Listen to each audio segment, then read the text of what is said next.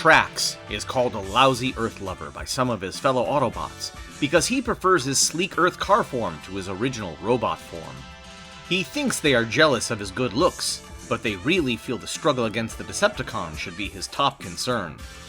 As a Corvette, Tracks goes 280 miles per hour and even uses wings under his rear fenders for subatomic flight. As a car or robot, Tracks uses a launcher to fire heat-seeking incendiary missiles 60 miles. He also possesses a blinding black beam gun. Transforming into a 1982 Corvette C3, complete with wings for flight and car mode, the toy that would eventually become Tracks began life in Takara's Diaclone line from Japan as car robot Corvette Stingray. This original mold was released in red with spring-loaded missiles, with a rare black version of the mold being sold exclusively in Finland. The mold was imported by Hasbro to be sold as Autobot Tracks in the 1985 toy line, but later in development the choice was made to release the figure in blue in order to better balance out the color palette of the new series of figures. However, the original plan was to release him in his red color scheme. This plan carried along so far that the battle scene painting on the back of the box for that year's line depicted him in these original colors. Like many of his fellow new Autobots, he first appeared midway through the second season in the episode Dinobot Island, with no explanation of where he came from. I have a couple of characters in mind for you. Okay, fine, what do you want? And I said, gonna be a car. Okay. I knew nothing from Transformers at that point. It was a universe that was just opening up to me. So I got to be a car, and I got to be a flying saucer. Tracks with that rather arch Harvard lockjaw I am tremendous approach was rooted a lot in what Jim Backus had done in Gilligan's Island as Thurston Howell III. That particular standard characterization actually goes back to Borscht Belt vaudeville. It's called the Harvard Lockjaw. Keep San Francisco clean! Leave! Relax, man. Remember, we're all one with the universe. We're about to become one with the pavement. Duck! Tracks went on to receive featured spotlight time in 2 episodes where he was paired up with new friend and human ally, Raul, voiced by actor-musician Michael Chain. There you go, man. All better. And now I suppose you're going to turn me over to those car thieves. I don't know, man. I mean, you're a pretty cool guy. For a car. First in the episode Make Tracks, and then again later in Autobot. Yo, how come he gets to go out clubbing with the sly car? Hey, some guys got the juice, and some ain't. Cool it and get in. Storyboards from Transformers the movie in 1986 show a deleted scene where Tracks would have appeared fighting alongside his comrades against Devastator in Autobot City.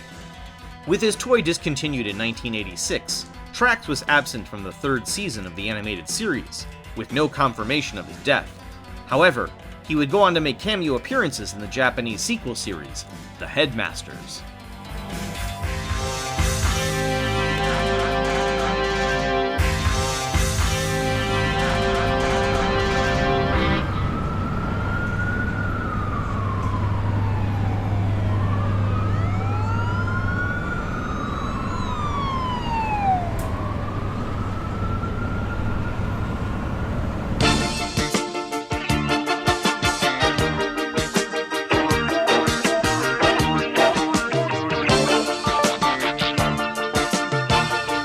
Hey, do you guys remember that time I referred to Tracks as a Camaro? How dare they interfere?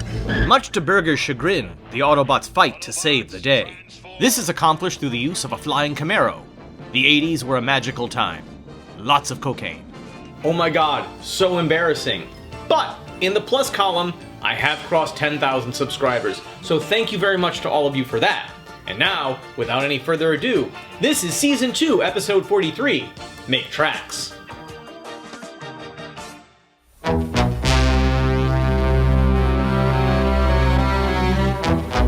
Our story begins on the filthy, crime-ridden streets of 1980s New York.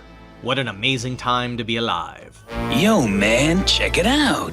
Those wheels are rude.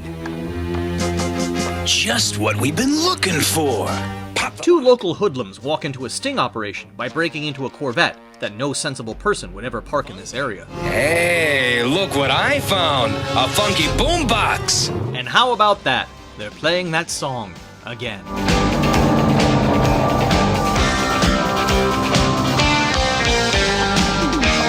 Delivering their spoils to a local fence, these rapscallions are about to be served justice. 8.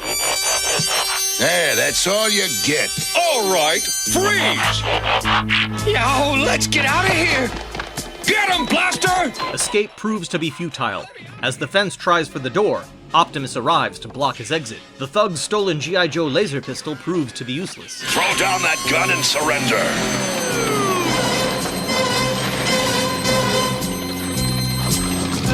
Thanks to you, our Crime Buster program's a smashing success. Later, the Autobots return to Sparkplug's seldom-seen New York garage outpost. Shortly thereafter, Trax puts his arrogance on display for all to see and hear. I find this city exhilarating, Prime. We can remain here forever as far as I'm concerned. Pardon the cliche, but I love New York. Trax certainly seems to enjoy investigative work. Huffer? Yeah, he'd rather hang out with humans than us any day. For obvious reasons. At least humans aren't stick in the mud, spinning their treads all day long. Power Glide, Cosmos. Patrol the skies for any sign of the Decepticons. Sea spray? Check out the rivers. Will do, Prime. Trax, where are you going? Out for some invigorating city air. It's too stuffy in here for me. Well, don't be gone too long. And with that setup established, Trax sets off to become the victim of his own folly. Almost immediately, he is attacked by more carjackers.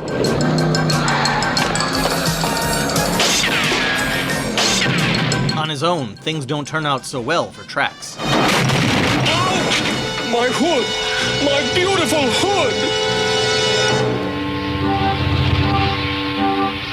Oh, can't transform. Wow, it's a mess, but it's still a sports car.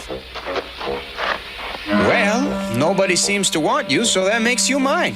We're gonna fix you up. Good. This is a most disturbing development. Introducing Raul, moral diamond in the rough, and future ally to the Autobots. Let's see. 2 new tires. Carb's probably shot. Front end needs tweaking. And I can hammer that hood into shape, no sweat. I don't know who used to own you, but you're mine now. Nobody owned me. I'm mine. Yay! Cat got your tongue? Come on, chum, wake up. Oh, man. Look, I've been shot at, smashed up, and stolen 3 times tonight, and I'm in a most foul humor. So if you will be so kind, please repair me. That car talks. You've got a mind like a steel trap. I'll fix you up all right. But then I'm selling you to the Geddes brothers. I promised them a car by midnight, and they'll pay through the nose for you. You're not serious. Hey, you don't make promises to the Geddes brothers you can't keep. Anyway, I need the bread more than I need a set of wheels. More than you need a friend? I think we can all see where this is going. Where did you procure auto parts at this time of night? You want to get fixed up, or you want to ask dumb questions? I could always go off and do a couple of burners instead of working on you. Graffiti? Hey, I'm not in the mood to be lectured by a car, okay? What the heck is all this stuff, man? Get me fixed up and I'll show you. You haven't seen the half of me. No, don't! That wire's part of my primary electric. Car, speak to me. What did I do? Raul struggles with the concept of cause and effect. Oh, that's better. Thank you. How come you shut down when I cut that wire, man? That's the main cable to my computer. Without it, I'm just an ordinary car. Well, let's get you working again. Elsewhere, Beachcomber patrols the filthy water just off the city docks. He reports no Decepticon sightings. The same goes for Power Glide and Cosmos. No sign of Decepticon activity here, Prime. Just a little fender bender on the west side. Just our luck. It'll take hours before we get out of here. As Huffer and Hoy set about clearing the wreckage causing the traffic jam, Raul completes his repairs on Trax. There you go, man. All better. And now I suppose you're going to turn me over to those car thieves. I don't know, man. I mean, you're a pretty cool guy. For a car. Hey, kid, you there? Uh-oh. Our first act comes to a close as we see the real motivation behind Raul's crimes. You promised us a car by midnight. It is now 1 minute after midnight. You're late. You're gonna learn what happens to bad little boys who break their promises. Well, I dare say our friend Raul's about to learn the most valuable life lesson of all. Do not fuck with the Geddes brothers. And now let's learn a little more about G1 Tracks. Tracks was one of 5 Autobots to join the Autobot ranks in the second year of the Marvel comic. He, along with Grapple, Hoist, Smokescreen, and Skids, agreed to have their consciousness and identities stored on crystals to save energy. Once on Earth, they all received new bodies by the Ark under the command of Optimus Prime. Bumblebee then later took the group on a tour of their new surroundings on Earth, and taught them how to assimilate into human society without being spotted. The Autobot team shortly thereafter encountered a Decepticon attack at a local rock concert. After this incident, Tracks received very little attention in comics, save for a few exclusive appearances in UK Marvel comics. Early in the Underbase saga, Tracks died in a large-scale battle against the Decepticon forces, where he was taken out by Terracon Blot. 1991 saw an exclusive European release of a non-transforming Action Master figure of Tracks, partnered with a tank called Basher that transformed into his backpack. Later, Tracks' original figure received a special re-release in 2002. In the Alternators line, Tracks received a yellow release, and then later in his classic blue, both missing his familiar flame detailing. A Banaltech release of this figure in Japan later included a pack-in decal. IDW Comics would later depict Tracks as brother to Decepticon Needlenose, but each would go their own separate ways, choosing opposite sides of the war. Later, at war's end, the brothers would team up once again to join in the fight against Unicron. 2010 would bring a Reveal the Shield release of Tracks, under the copyright safe name of Turbo Tracks, and a more G1 accurate release in Japan the following year. 2 Corvettes have been seen so far in the live-action Transformers movie. However, neither of them have been the character of Tracks. First, Sideswipe, and then Crosshairs. Crosshair's figure would later be re-released under the name Hotshot, with Tracks' original color scheme. Tracks has since gone on to make a cameo appearance in Transformers Animated, and was seen to have been fearful of organic infection. What are you looking at? It's organic. Tracks was given a beautiful masterpiece release in 2015, depicting his original Corvette car mode that he himself would have gone gaga over, complete with minifigures of Raul and Blaster in boombox mode. Hey, relax! Some people got the juice and some don't. And we got the juice.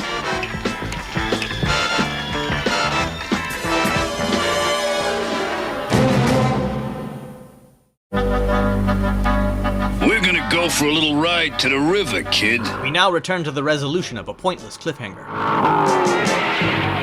Unhand him! I said put him down! I thought those robots were on our side. Our heroes pursue the escaping Geddes brothers. They're gaining on us. Before they can lose them, Tracks converts into his unique aerial mode. Doc Brown, eat your heart out. You're flying! By way of introduction, my name's Tracks. What's yours? Raul. Well, Raul, hang on to your bobby socks.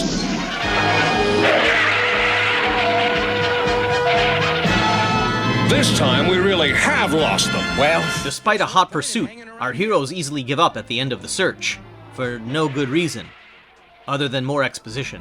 so we lost them. I don't see why you're so mad about it. Because those crooks thought I was one of the Decepticons. Therefore, I assume they're dealing with the Decepticons for some reason. The Geddes brothers are trying to corner the hot car business. But why will the Decepticons want stolen cars? Hey man, you're a car. You tell me. That's it. Raul, do you know where the Geddeses house their stolen cars? Sure. Then take me there. But why, Tracks? Time to go undercover as a stolen car. Oh, I get it.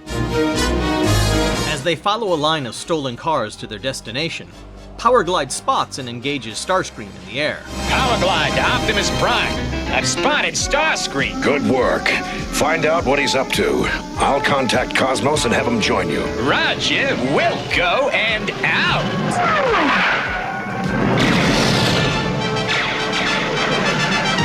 How do you do, Starscream? Not very well, I hope. Don't let him get away! Starscream escapes into a local shopping mall. Luckily, the front door is large enough to fit him. Despite having comparable mass and size to an F-15 fighter jet, Starscream opens fire on humans in order to occupy his chasers. Look out! Not so fast!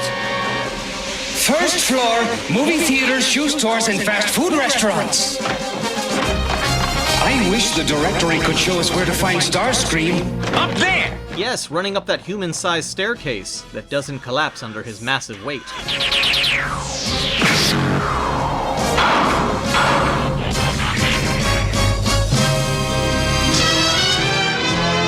After Starscream's escape, Optimus deduces where he went. Somehow. He might have been heading for New Jersey and the Pine Barrens. The Pine Barrens? What's there? That's what we're gonna find out, Powerglide. That bus will take you back to the city, men. You'll be paid when we get back. At the end of their search, Tracks and Raul arrive at a remote Decepticon facility in said Pine Barrens.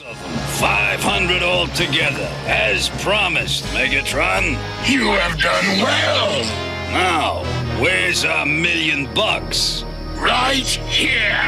Why, you dirty double-crossing rat! They're never seen again. Well, that wraps up that storyline. With Trax' radio still damaged, he is unable to call for reinforcements. Instead, he boldly chooses to infiltrate the facility on his own.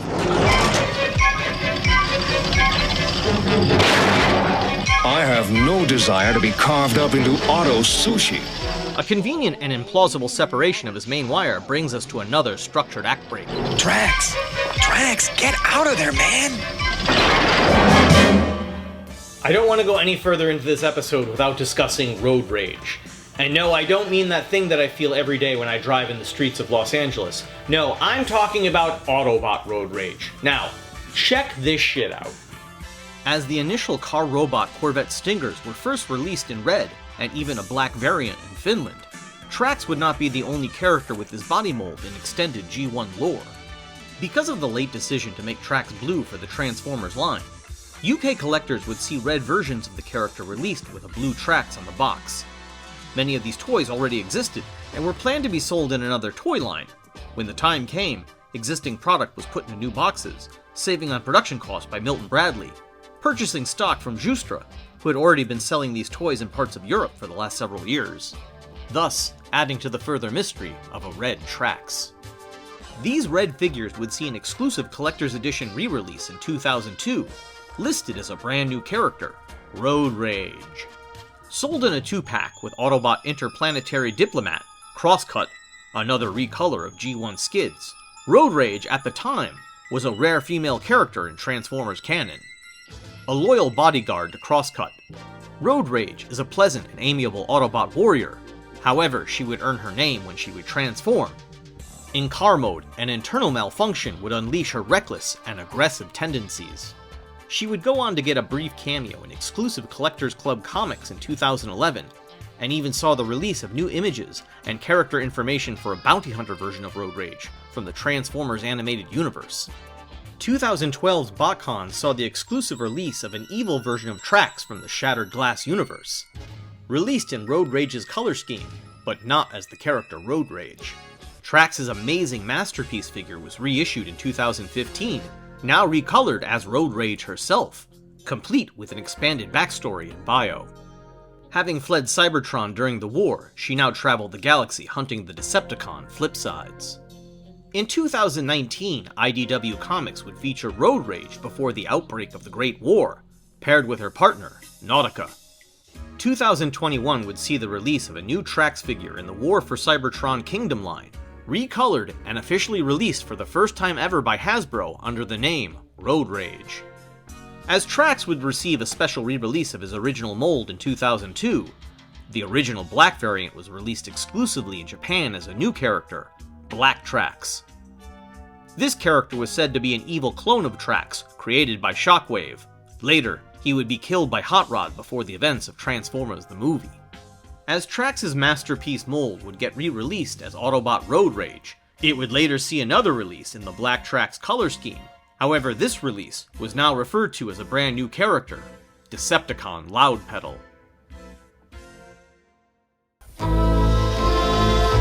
We now return to Raul bluffing his way past Megatron, apparently. No. Hey man, what are you doing with my car? What do you mean, your car? I got an anti-stripping device on this baby, called a bomb. Disconnect that bomb and maybe I'll let you live. Right on. Fair enough. Tracks, get us out of here, man. Outgunned, Tracks and Raul make a break for it, but this time the plot decides that Tracks cannot fly away. Out! I'll handle them in robot mode. Getting disturbingly low on power. I'll draw their fire, man. Hey, you scuzzbomb! When all other hope is lost, the rest of the Autobots arrive in the nick of time.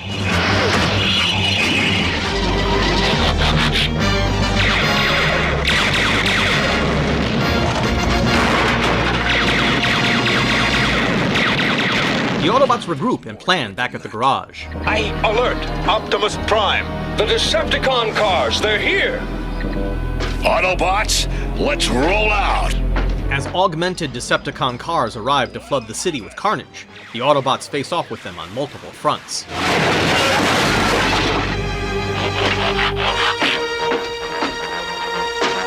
So that's what this is all about. Let us stomp out these cheap imitations! Inferno, douse that fire! I'll teach you to mess with a Chrysler building! As Inferno races to stop the fire, the makers of this episode sneak in a blink and you'll miss it Easter egg, years before digital freeze frames were available to us. Transformers, the movie. Coming to a theater near you this August. Neat! As the firefight draws on, our heroes form another plan. There must be hundreds of them. At least the Constructicons skimped when it came to giving them brains. Skimp nothing. As far as I can tell, they don't have any brains. Then they must be run by remote control. Having seen the Phantom Menace, Prime orders his troops to attack the transmission hub. Raul? Where the devil is he? Put me down! Megatron uses Raul as a hostage. Hold your fire. If you harm one hair on his head, I'll personally carve you into scrap metal! Such a touching display of love. Raul decides to go full street gangster on his punk ass. This works.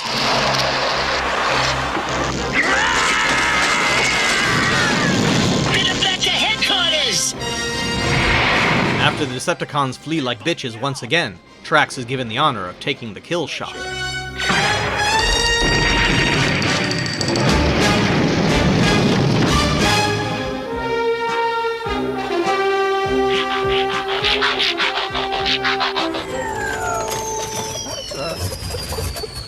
What are they doing? The control ship has been destroyed. Look! They are broken.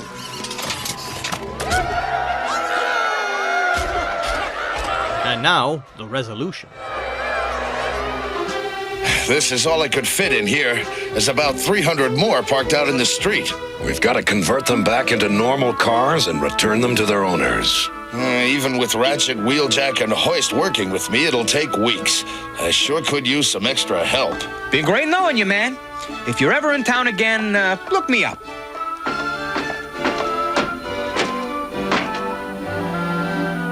Some friend you are. Relax, Raul. I'll help you. One thing's for sure. I ain't never gonna steal a car again. You're more trouble than you're worth. What do you mean? I saved your life. And I saved yours. Twice. Oh, pipe down and hand me that socket wrench. Oh, these two. Ah, yes. Another fine episode of Transformers. But were there errors? After attacking Tracks, the carjackers disappear and make no attempt to recover the car. Who are these guys that are helping him? Do they suspect that he's stealing this car? Or are they in on a cut? These lighting effects should be layered behind Raul's head. Oh, that's better. Thank you. How come you shut down when I cut that wire, man? That's the main cable to my computer. Without it, I'm just an ordinary car. Does this seem like a serious design flaw to anyone else? A hovercraft is traveling down the East River. How is this a robot in disguise? A flying saucer dips down low over Manhattan traffic in full view of humans. Again, how is this a robot in disguise? Hoist is sitting and riding inside Huffer as if he were the size of a human being, but Hoist also transforms into a truck that is slightly larger than Huffer. A Corvette sprouts wings and takes flight over a Manhattan crowd. I ask again, how is this a robot in disguise? Why does Starscream waste time in a mall shootout when he could have flown away at any time? And you say Starscream flew away in a southwesterly direction?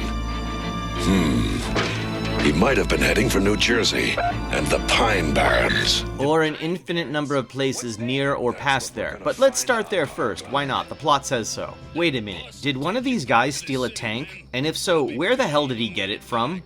That bus will take you back to the city, men. You'll be paid when we get back.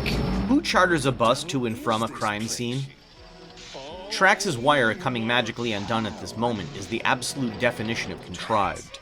Why is he using a sword? Why don't Ravage and Rumble go back and tell the Decepticons about the other Autobots? They all linger here, with zero urgency. That's a really small fire truck. Every stolen car, no matter its color or make, now transforms into the same Decepticon automaton. Prime speaks Blaster's line. They don't look all that smart to me. I don't know what I'm looking at, but I know it's wrong. If he's spraying with both hands, how is he holding onto the building right now? Trailbreaker drives, then stands over a pit, suspended in midair. Millions of years of devastating war between Transformers. The spray paint attack was never used again. Get him back to headquarters! Well, I do hope they'll do better next time. And speaking of next time, please come back for another double episode. It's not a two-parter per se, it's 2 episodes that I'm going to play back to back. So it's Child's Play and The Gambler. And if you know these episodes, you know that they didn't necessarily play in the order, but you know why I'm playing them back to back. So, until then, please like, share, and subscribe, and may I say happy 39th birthday to one of our favorite disturbing childhood movies of all time. Until next time, cheers.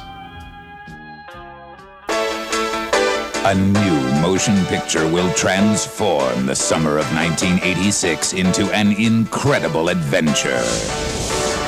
Transformers, the movie.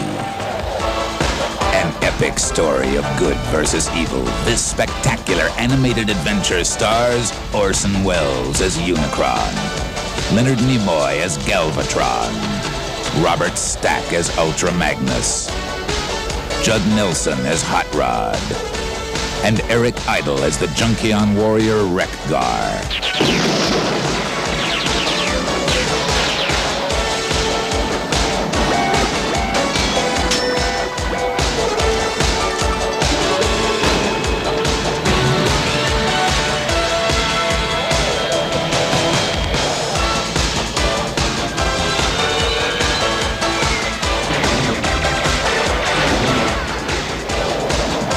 Summer of 1986. The most exciting adventure in the universe is on planet Earth. Transformers, the movie. Coming this summer to a theater near you.